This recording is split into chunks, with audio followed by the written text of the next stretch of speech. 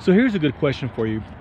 Why do so many full-time recreational vehicle owners that really spend a lot of their time in the Midwest and the East where their families are, why is it in the wintertime that they leave areas like this and they go to places in the Southwest United States like the Phoenix metro area?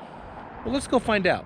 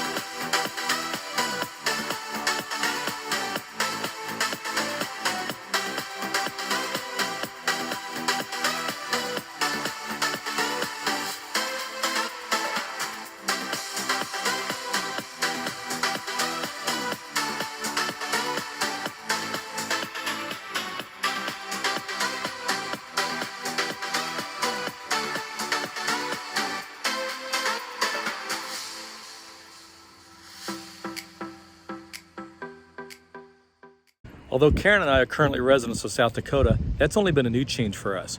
We're originally here from the Valley. I was born here many, many years ago. I went to school out here.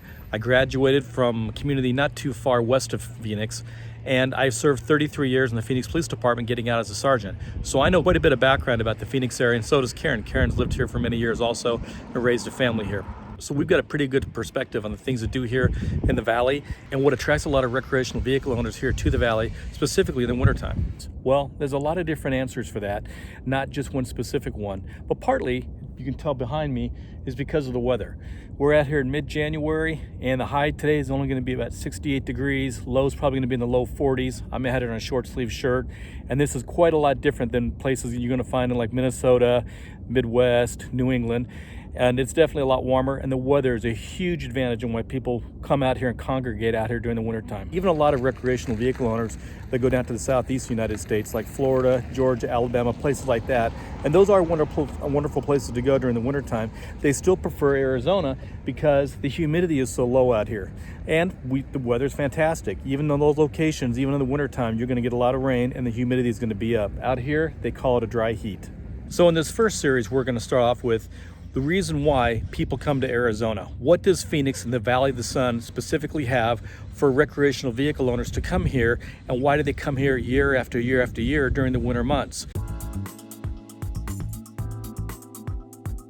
There are over 200 municipal parks located within the Phoenix metropolitan area.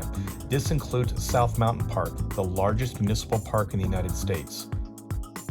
Many of these parks have stock fishing ponds, hiking trails, and picnic areas for your entire family to enjoy. We're going to visit just 4 of these amazing parks: Paiostoa Peak, Arizona Falls, South Mountain Park, and Encano Park.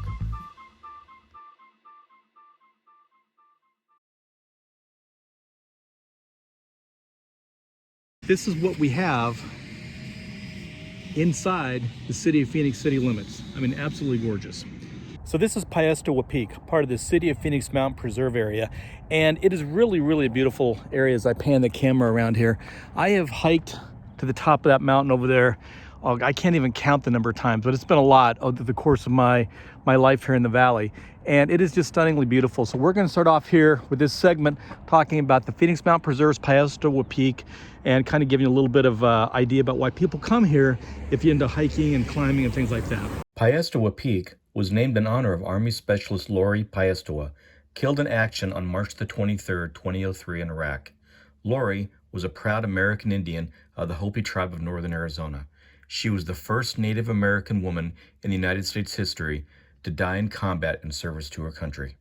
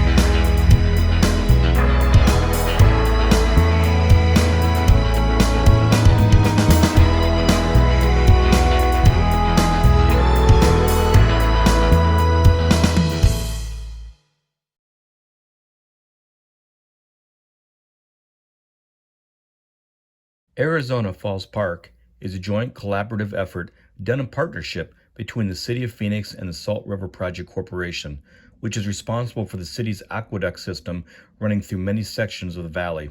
Located directly next to Herberger Park, you'll find, in addition to several waterfalls, tennis courts, picnic tables, and other fun activities to do. This is really a unique park.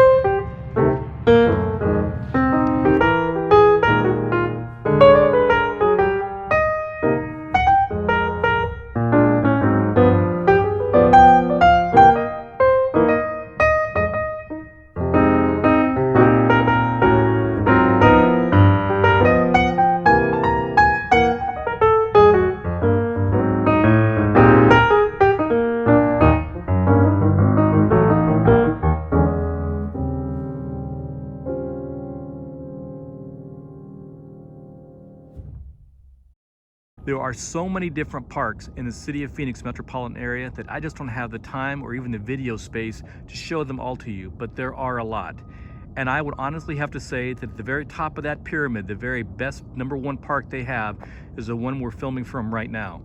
This is South Mountain Park, and again, this is the largest municipal park in the entire United States. This park is huge. I am showing you just the tip of the iceberg of this park.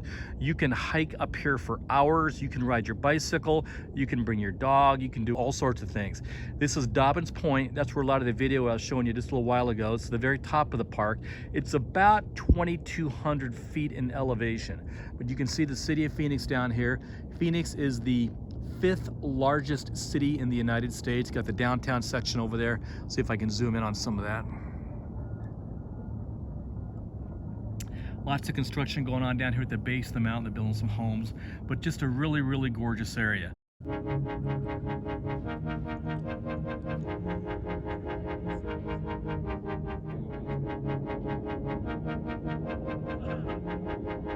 Encompassing 16,283 acres, or over 25 square miles, South Mountain Park was formed in 1924 when the federal government sold the land to the City of Phoenix for $17,000. Today, South Mountain Park is a point of pride for the Phoenix Park system, with miles of hiking trails, horseback riding trails, and bicycle trails. Each year, tens of thousands of Phoenicians and out-of-town visitors come to South Mountain Park to enjoy the views, all the amenities the park has to offer, including horseback riding rentals.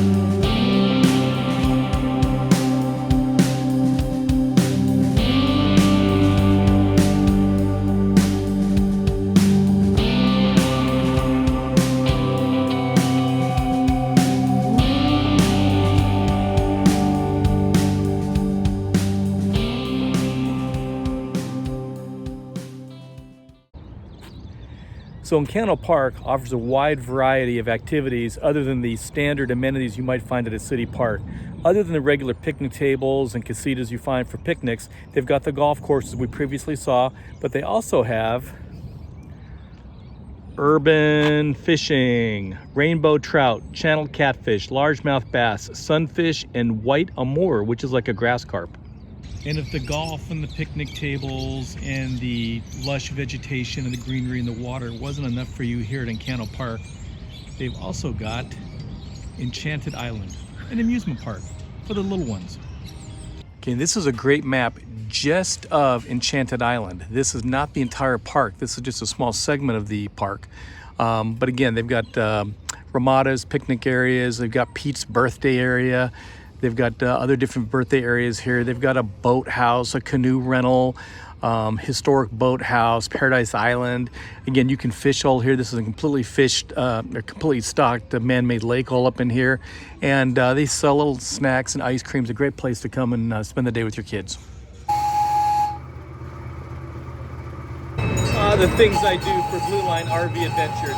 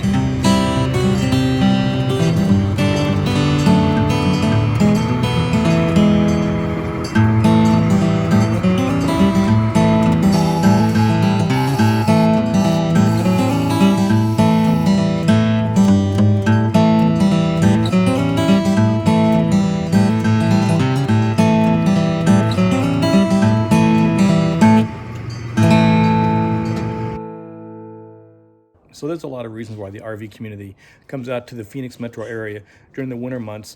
And the swimming pool behind me is just one of those examples. Here we are in January. And although I'm probably not going to go swimming because it's probably just a tad bit cold, it's nothing like you're going to find in most other parts of the country in January. But the weather obviously is a factor. And again, the parks that are maintained by not just the city of Phoenix, but the surrounding communities as well. Scottsdale, Tempe, Mesa, all of them have wonderful parks. We just visited 4 of them in this segment, but there's many, many other parks that are out there that all have their unique characteristics about them and really quite enjoyable. And coming up in our next video, what specifically are there things to do in the Phoenix metro area? And yes, it might actually involve sharks. Although I don't think there's any sharks in here. Snowflake. Here, Snowflake. I've got a little snack for you.